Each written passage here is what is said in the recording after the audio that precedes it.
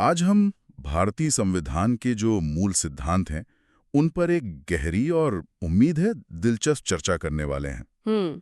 हमारे पास जो जानकारी है, उसके जरिए हम ये समझने की कोशिश करेंगे कि भारत का ये सबसे जरूरी दस्तावेज आखिर है क्या, इसकी आत्मा क्या है और ये बना कैसे। बिल्कुल, और हमारा मकसद सिर्फ तथ्यों को दोहराना नहीं है, बल्कि उनके पीछे छिपे क्यों को समझना है। सही बात है। ये संविधान सिर्फ वकीलों या जजों के लिए नहीं है, ये हम सबके लिए है। तो चलिए इस कहानी की परतें खोलना शुरू करते हैं। ठीक है, तो सबसे पहली और बुनियादी बात से शुरू करते हैं। भारत का संविधान वो सिर्फ एक मोटी सी किताब नहीं है। नहीं, बिल्कुल नहीं। ये देश का सर्वोच्च कानून है। मतलब इससे ऊपर कुछ भी नहीं। कोई भी सरकार, कोई भी कानून, कोई भी व्यक्ति वो इससे बड़ा नहीं हो सकता। हाँ, ये वो नींव है जिस पर हमारे लोकतंत्र का पूरा ढांचा खड़ा है। और इस ढांचे के 3 मजबूत स्तंभ हैं जिन्हें ये संविधान ही बनाता है। पहला है लेजिस्लेचर, यानी हमारी संसद और विधानसभाएं, जिनका काम है कानून बनाना। बिल्कुल। दूसरा है एग्जीक्यूटिव, यानी सरकार, जिसका काम है उन कानूनों को लागू करना। और तीसरा और बहुत महत्वपूर्ण स्तंभ है जुडिशरी, हमारी अदालतें। हाँ, हमारी अदालतें, जो इन कानूनों की रक्षा करती हैं और ये देखती हैं कि सब कुछ संविधान के दायरे में हो रहा है या नहीं। यहीं पर एक बहुत दिलचस्प बात आती है, रूल ऑफ लॉ और रूल बाय लॉ का फर्क। सुनने में तो ये दोनों एक जैसे लगते हैं। हाँ, लगते हैं। मेरे हिसाब से रूल ऑफ लॉ का मतलब है कि कानून सबके लिए बराबर है, चाहे वो प्रधानमंत्री हो या एक आम नागरिक। क्या मैं सही समझ रही हूँ? आप बिल्कुल सही समझ रहे हैं, और यही हमारे संविधान की खूबसूरती है। अच्छा। रूल ऑफ लॉ का मतलब है कानून का राज, जहां कानून सर्वोच्च है, जबकि रूल बाय लॉ इसका ठीक उल्टा है, जहां शासक या सरकार कानून को एक हथियार की तरह इस्तेमाल करती है, लोगों पर राज करने के लिए। हाँ, हमारा संविधान सरकार को असीमित शक्तियां नहीं देता, बल्कि नागरिकों के अधिकारों और सरकार की शक्तियों के बीच एक संतुलन बनाता है। ये संतुलन एक और जगह दिखाई देता है, जिसके बारे में अक्सर बात होती है कि हमारा संविधान अर्धसंघीय या क्वाजी फेडरल है। हाँ, क्वाजी फेडरल। ये सुनने में थोड़ा टेक्निकल लगता है। इसे आसान भाषा में कैसे समझें?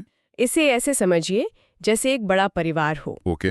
इस परिवार में राज्यों को अपने अपने कमरों, यानी अपने मामलों जैसे कि खेती, पुलिस वगैरह को संभालने की पूरी आज़ादी है। लेकिन जब पूरे घर की सुरक्षा या विदेशी मामले या फिर कोई बड़ी इमरजेंसी की बात आती है, तो परिवार के मुखिया यानी केंद्र सरकार का फैसला आखिरी और सबसे महत्वपूर्ण होता है। अच्छा। तो इसी मिले जुले सिस्टम को, जहां शक्तियां बटी हुई हैं लेकिन झुकाव केंद्र की तरफ है, हम क्वाजी फेडरल कहते हैं। यानी संतुलन साधने की एक बहुत बड़ी कोशिश। हाँ। और ये संतुलन हमें संविधान के मिजाज में भी दिखता है। हाँ, बिल्कुल। कि ये न तो पूरी तरह कठोर है और ना ही एकदम लचीला। बिल्कुल। संविधान बनाने वाले बहुत दूरदर्शी थे। वो जानते थे कि अगर संविधान को पत्थर की लकीर बना दिया गया तो वो समय के साथ टूट जाएगा। सही बात है। और अगर उसे इतना लचीला बना दिया कि कोई भी सरकार उसे आसानी से बदल दे, तो वो अपनी अहमियत खो देगा। बिल्कुल। इसलिए उन्होंने बीच का रास्ता अपनाया। इसका मतलब है कि इसे समय की जरूरतों के हिसाब से बदला जा सकता है। हाँ, और यही वजह है कि ये आज भी एक जीवंत दस्तावेज है। अब तक इसमें 105 से ज्यादा संशोधन हो चुके हैं। हाल का एक उदाहरण लें, 105वां संशोधन, जिसने राज्यों को अपनी ओबीसी लिस्ट बनाने की शक्ति वापस दी। ये दिखाता है कि सिस्टम बदलती सामाजिक जरूरतों पर प्रतिक्रिया दे सकता है। लेकिन इसका मतलब ये भी नहीं कि आप कुछ भी बदल सकते हैं। नहीं, बिल्कुल नहीं। जैसे कि वो राष्ट्रीय न्यायिक नियुक्ति आयोग यानी एनजेएसी वाला मामला। वही 99वें संशोधन के जरिए एनजेएसी लाया गया था, लेकिन सुप्रीम कोर्ट ने उसे पूरी तरह से रद्द कर दिया। अच्छा। कोर्ट का कहना था कि यह न्यायपालिका की स्वतंत्रता के मूल ढांचे के खिलाफ है और संविधान के मूल ढांचे को संसद भी नहीं बदल सकती। तो एक तरफ लचीलापन है और दूसरी तरफ इसकी आत्मा को बचाने के लिए कठोरता भी। बिल्कुल सही। चलिए अब संविधान की इसी आत्मा की बात करते हैं, यानी प्रस्तावना, प्रियम्बल। इसकी पहली लाइन ही इतनी दमदार है, हम भारत के लोग। इन शब्दों में कितना वजन है। बहुत ज्यादा। ये शब्द इस बात का ऐलान है कि इस संविधान को शक्ति किसी बाहरी ताकत से नहीं मिली है, किसी राजा या ब्रिटिश संसद से नहीं। हाँ, बल्कि सीधे भारत की जनता से मिली है। हम ही इसके निर्माता हैं और हम ही इसे स्वीकार करते हैं। यह प्रस्तावना पंडित जवाहरलाल नेहरू के उद्देश्य प्रस्ताव पर आधारित है, जो एक तरह से हमारे स्वतंत्रता संग्राम के आदर्शों का निचोड़ था। और ये प्रस्तावना हमें 5 बड़े आदर्श देती है जिन पर हमारा देश चलेगा। चलिए इन्हें एक एक करके समझते हैं। जरूर। पहला है सॉवरेन यानी संप्रभु। इसका सीधा सा मतलब है कि भारत अपने अच्छे, बुरे, अंदरूनी, बाहरी हर तरह के फैसले लेने के लिए पूरी तरह आजाद है। कोई दूसरा देश हमें हुक्म नहीं दे सकता। बिल्कुल। दूसरा है सोशलिस्ट यानी समाजवादी। इसका लक्ष्य है कि देश के संसाधनों का बंटवारा इस तरह से हो कि अमीर और गरीब के बीच की खाई कम हो, सबको आगे बढ़ने के मौके मिले। हाँ, यहाँ ये जानना जरूरी है कि ये शब्द मूल प्रस्तावना में नहीं था। इसे 1976 में 42वें संशोधन के जरिए जोड़ा गया था। अच्छा, और तीसरा है सेक्युलर यानी पंथनिरपेक्ष। ये शब्द भी 42वें संशोधन में ही जोड़ा गया ना? हाँ, ये भी तभी जोड़ा गया। इसका मतलब है कि देश का अपना कोई धर्म नहीं होगा। सरकार की नज़र में सभी धर्म बराबर हैं। और वो किसी भी धर्म के साथ भेदभाव नहीं करेगी। बिल्कुल।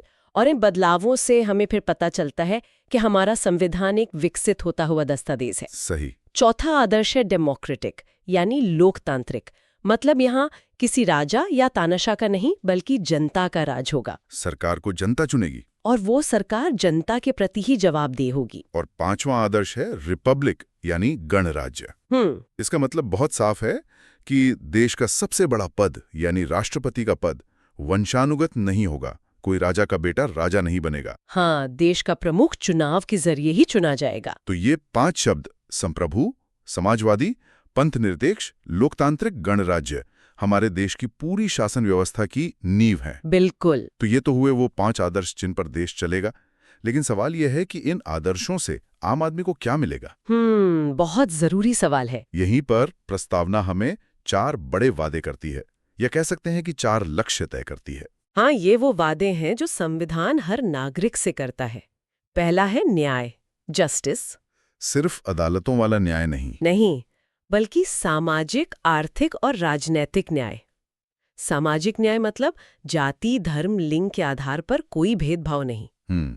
आर्थिक न्याय मतलब अमीरी गरीबी के आधार पर किसी को अवसर से वंचित न किया जाए। और राजनैतिक न्याय मतलब हर किसी को वोट देने और चुनाव में हिस्सा लेने का हक हो। दूसरा वादा है स्वतंत्रता, लिबर्टी। सोचने की, बोलने की, अपना विश्वास और धर्म चुनने की और अपनी तरह से पूजा पाठ करने की आज़ादी। तीसरा है समानता, इक्वालिटी। कानून की नज़र में सब बराबर हैं और सबको आगे बढ़ने के बराबर मौके मिलने चाहिए। और चौथा और शायद सबसे जरूरी लक्ष्य है बंधुता, फ्रेटर्निटी, भाईचारा। हाँ, यानी भाईचारा। मतलब हम सब देशवासी एक दूसरे से ऐसे जुड़ें कि हर इंसान की गरिमा, उसकी इज्जत बनी रहे और हमारा देश एक बना रहे, टूटे नहीं। और दिलचस्प बात यह है कि इन लक्ष्यों के पीछे भी वैश्विक प्रेरणा है। न्याय का आदर्श 1917 की रूसी क्रांति से प्रेरित है। अच्छा। तो वहीं स्वतंत्रता, समानता और बंधुता के नारे हमने फ्रांसीसी क्रांति से लिए हैं। यहीं पर एक सवाल मेरे मन में आता है। पूछिए। हमने फ्रांसीसी क्रांति से सीखा, रूस से सीखा और भी कई देशों से सीखा, लेकिन क्या इतने सारे अलग अलग देशों से चीजें उधार लेना एक तरह की खिचड़ी बनाने जैसा नहीं था? हाँ। क्या इससे हमारी अपनी पहचान खोने का खतरा नहीं था? ये एक बहुत बड़ा डर और आरोप भी था कि ये तो उधार का संविधान है। लेकिन संविधान निर्माताओं की खूबी इसी में थी कि उन्होंने इन विचारों को जस का तस नहीं उठाया। अच्छा। उन्होंने हर विचार को भारतीय मिट्टी और यहाँ की जरूरतों के हिसाब से ढाला। ये नकल नहीं, बल्कि एक बहुत समझदार अनुकूलन, एक अडैप्टेशन था। इसका कोई उदाहरण दे सकते हैं? जरूर। जैसे हमने ब्रिटेन से संसदीय प्रणाली तो ली, जहां प्रधानमंत्री और कैबिनेट सबसे शक्तिशाली होते हैं। लेकिन हमने ब्रिटेन के वंशानुगत राजा या रानी के मॉडल को खारिज कर दिया। हाँ, वो तो हमारे यहाँ नहीं है। उसकी जगह हमने एक चुने हुए राष्ट्रपति को अपनाया जो अमेरिका और आयरलैंड के मॉडल से प्रेरित था। तो हमने बाहर से विचार जरूर लिए, लेकिन उन्हें अपनी जरूरतों के हिसाब से बदल लिया। और अमेरिका से हमने और क्या लिया? मूल अधिकार शायद वहीं से आए हैं। हाँ, हमारे संविधान का दिल यानी मूल अधिकार, फंडामेंटल राइट्स, अमेरिकी संविधान से प्रेरित है। साथ ही न्यायपालिका की स्वतंत्रता और न्यायिक समीक्षा यानी अदालतों की वो शक्ति जिससे वो संसद के बनाए कानूनों को भी रद्द कर सकती हैं, ये विचार भी वहीं से लिए गए। इसके अलावा आयरलैंड, कनाडा, ऑस्ट्रेलिया जैसे देशों का भी योगदान रहा। बिल्कुल। आयरलैंड से हमने राज्य के नीति निर्देशक तत्व DPSP लिए, जो सरकारों के लिए एक नैतिक गाइड बुक की तरह है। कनाडा से हमने एक मजबूत केंद्र वाली संघीय व्यवस्था का ढांचा लिया। ऑस्ट्रेलिया से समवर्ती सूची का विचार आया, जिस पर केंद्र और राज्य दोनों कानून बना सकते हैं। और जर्मनी से हमने ये सीखा कि आपातकाल के दौरान मूल अधिकारों को कैसे निलंबित किया जा सकता है। लेकिन इन सब बाहरी स्रोतों के बावजूद सबसे बड़ा असर तो शायद हमारे अपने इतिहास का था, खासकर 1935 के भारत शासन अधिनियम का। ये बिल्कुल सही है। 1935 का एक्ट हमारे संविधान का एक तरह से ढांचा या कंकाल था। अच्छा, कंकाल। हाँ, संघीय ढांचा, राज्यपाल का पद, न्यायपालिका की संरचना, लोक सेवा आयोग, ये सारी प्रशासनिक व्यवस्थाएं लगभग वैसी ही उठा ली गई। लेकिन ये ढांचा अंग्रेजों ने अपने शासन को चलाने के लिए बनाया था। सवाल ये था कि एक आजाद भारत की आत्मा इसमें कैसे डाली जाए। और यहीं से वो ऐतिहासिक सफर शुरू होता है जो हमें हमारी संविधान सभा तक ले जाता है। बिल्कुल। तो चलिए इस सफर पर ही चलते हैं। इसकी शुरुआत तो बहुत पहले ब्रिटिश काल में ही हो गई थी। हाँ, पहले था कंपनी का शासन। हाँ, 1773 का रेगुलेटिंग एक्ट पहला कदम था जब ब्रिटिश सरकार ने ईस्ट इंडिया कंपनी पर थोड़ा नियंत्रण करने की कोशिश की। इसी के तहत कलकत्ता में एक सुप्रीम कोर्ट बना। फिर धीरे धीरे सत्ता का केंद्रीकरण हुआ और 1833 के चार्टर एक्ट ने बंगाल के गवर्नर जनरल को भारत का गवर्नर जनरल बना दिया। और फिर 1857 की क्रांति के बाद सब कुछ बदल गया। एक बहुत बड़ा बदलाव आया। सत्ता कंपनी के हाथ से निकलकर सीधे ब्रिटिश ताज यानी महारानी के हाथ में चली गई। अच्छा। यहीं से ताज का शासन शुरू होता है। लेकिन इस दौर में कुछ ऐसी चीजें भी हुईं जिनका असर आज तक दिखता है। जैसे 1909 के मॉर्ले मिंटो सुधार, जिन्होंने पहली बार धर्म के आधार पर मुस्लिमों के लिए अलग चुनाव क्षेत्रों की व्यवस्था की। इसने बांटो और राज करो की नीति को संस्थागत रूप दे दिया। और फिर हम धीरे धीरे स्वतंत्रता के करीब आने लगे। 1935 का एक्ट आया, जिसे आपने संविधान का ढांचा कहा। हाँ। और फिर आखिरकार 1946 में कैबिनेट मिशन के बाद हमारी अपनी संविधान सभा बनी। यही वो ऐतिहासिक सभा थी जिसे आजाद भारत का भविष्य लिखना था। इसमें पूरे देश से अलग अलग प्रांतों और रियासतों से प्रतिनिधि चुने गए थे। शुरुआत में 389 सदस्य थे, लेकिन भारत के बंटवारे के बाद ये संख्या कम होकर 299 रह गई। इस सभा ने जो काम किया वो आज भी किसी चमत्कार से कम नहीं लगता। बिल्कुल। पहली बैठक 9 दिसंबर 1946 को हुई, जिसके अस्थायी अध्यक्ष सबसे वरिष्ठ सदस्य डॉक्टर सच्चिदानंद सिन्हा को बनाया गया। हाँ। फिर 2 दिन बाद 11 दिसंबर को डॉक्टर राजेंद्र प्रसाद को इसका स्थायी अध्यक्ष चुन लिया गया। और फिर शुरू हुआ बैठकों, बहसों और चर्चाओं का एक लंबा दौर। कुल 2 साल 11 महीने और 18 दिन लगे। इतना समय? हाँ। इस दौरान दुनिया के लगभग 60 संविधानों को पढ़ा गया। उनके हर पहलू पर बहस हुई। ये कोई आसान काम नहीं था।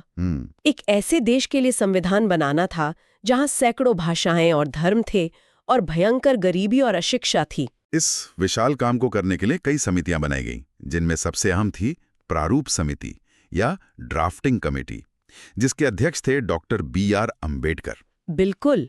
संविधान का मसौदा तैयार करने की सबसे बड़ी जिम्मेदारी इसी समिति पर थी।